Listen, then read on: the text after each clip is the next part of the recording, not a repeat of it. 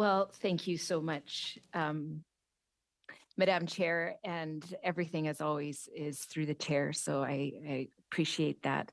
And I just want to say to Ms. Telford, we had a little bit of discussion earlier on about a previous inquiry, and I've done a little bit of research on it. And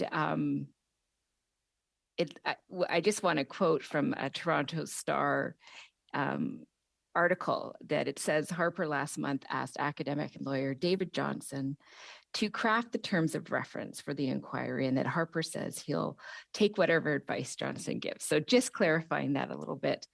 And happy to share that with you if that helps you understand the point of view that I'm coming from. But I do want to go back to this issue of having a public inquiry, having a transparent process that Canadians can have faith in. And I'm just curious, there was some questions earlier about what we're seeing across this country, which is an increase of anti-Asian hate. And that's very concerning because it puts people who are in this country, many Chinese people in this country who have been fighting for an extremely long time to get acknowledgement from this government about interference from China into this country. So people who were willing to take that step to draw attention to that issue.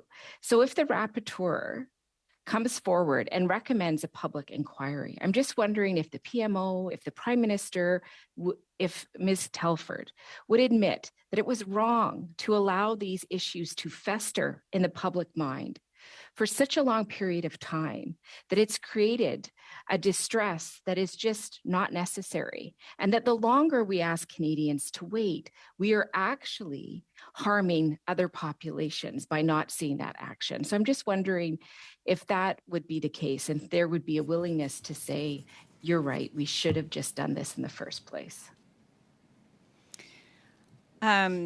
I feel like we're going to have to take the discussion on what happened in the past offline, because I totally know the article you're talking about, and I can point you to another one.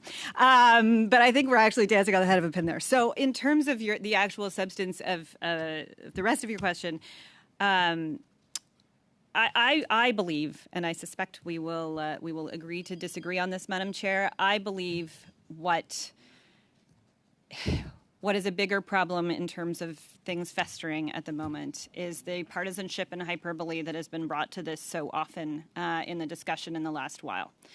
And it's why we needed to get it out of the hands and into hands like the agencies and Committee of Parliamentarians that do seem to be able to work in a way that doesn't do that. And it's why the special rapporteur was necessary, because somebody had to be able to put their mind to it that was out of this space to figure out what those other appropriate next steps might be.